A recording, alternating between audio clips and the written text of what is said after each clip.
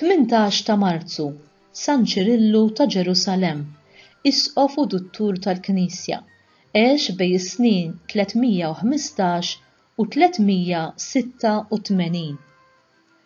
San Ċirillu twilet minn ġenituri nsara u ġie edukat f'Ġerusalemm. Ġie ordnat saċerdot minn San Massimu l-Isqof ta' Ġerusalemm. Kienet l-għaxqa tiegħu jgħallem u jipprepara l-katekumeni għall-Magħmudija. Meta San Massimu miet, Ċirillu laħaq floku fis-sena 349, fi żmien meta l-Knisja kellha tħabbat wiċċha bil-kbir mal-eresija ta' Arju li Ċirillu ikkombatta bħiltu kollha. Fis-sena 357 ġie imkeċċi minn Ġerusalemm minn Akaċju, l-Arċisqof Metropolitan ta' Ċesarija li kien Arjan, u mar f'Tarsus. Iżda sentejn wara il-Kunsill ta' Selewkja ġabu lura f'Ġerusalemm. Fis-sena 360 Akaċju reġa' keċċih bl-għajnuna tal-Imperatur Kostanzu. Iżda sena wara ġie msejjaħ lura mill-Imperatur Ġuljanu li l-qudiem ġie msejjaħ l-Apostata li kien laħaq minflok Kostanzu. San Ċirillu ra l-attentat ta' Ġuljanu l-Apostata jisfaxxa fix-xejn meta bi sfida għal kliem ta' Ġesu rid jerġa' jibni it-Tempju ta' Ġerusalemm.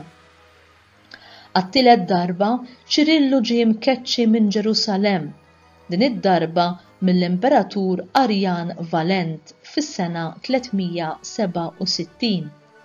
11 sena wara ġie msejjaħ lura mill-Imperatur Teodosju fejn baqa' sakemm miet fil-paċi 8 snin wara, fit-18 ta' Marzu tas-sena 386. Fis-sena 381 attenda il-Konċilju ta' Kostantinopli fejn aċċetta il-verżjoni sħiħa tal-Kredu ta' Niċea.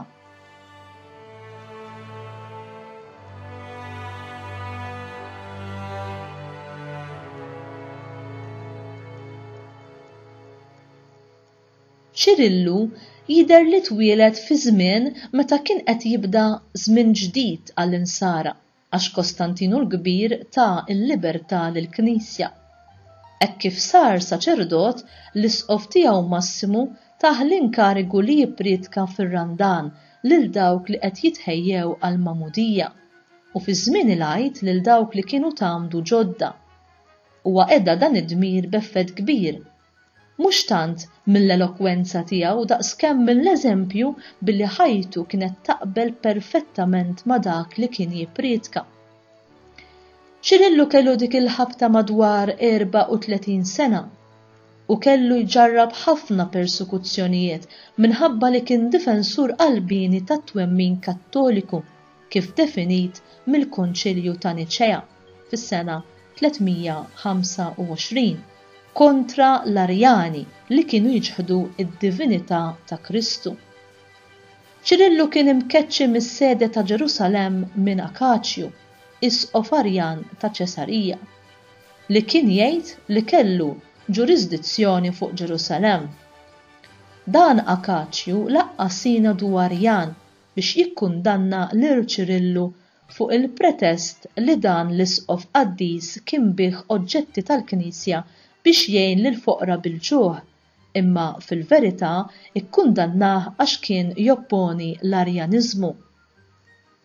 Fis-sena ta' wara, ġifieri 379, il-Konċilju ta' Antjokja bagħat lil San Girgor ta' Nissa fil-Palestina biex jinvestiga akkużi li qalaw kontra San Ċirillu, fosthom li hu ma kienx ordnat isqof b'mod regolari u li hu ma kienx konformi mal-Konċilju ta' Niċea. San Girgor ta' Nissa, wara eżami bir-reqqa, irrapporta lura lill-Konċilju u lis-sede ta' Ġerusalemm kienet imħabta bil-partiti u l-Arjaniżmu, imma l-fidi tagħha u dik ta' Ċirillu kienu ortodossi, jiġifieri jaqblu mal-fidi vera Kattolika. San Ċirillu għex ħajja ta' sofferenzi għal kawża tas-sewwa u ikkalkulat li dan l-isqof qaddis għamel b'kollox 16-il sena fl-eżilju.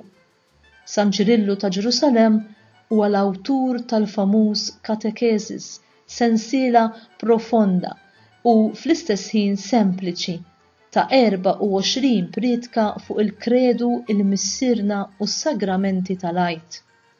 Din l-opra kitibha meta hu kien għadu sempliċi saċerdot għal ħabta tas-sena 347. Din tiegħu hija waħda mill-opri l-aktar prezzjużi tal-antikità. U int, tibqa' sod jew soda fit-twemmin tiegħek meta tiġi affaċċjat jew affaċċjata ma' kull xorta ta' kuntrarju meta jwarbuk u jikkundannawk inġustament? Tpoġġi t-tama tiegħek kollha falla f'kull mument ta' ħajtek?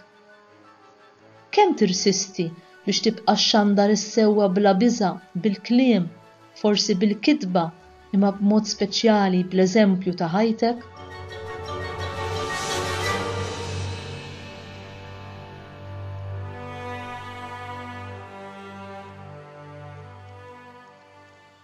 Talba mill-liturġija tas-Sijat. O Alla, permezz tal-isqof San Ċirillu, inti tajt għajnuna tal-aġeb lill-Knisja tiegħek biex tifhem aħjar il-misteru tas-salvazzjoni.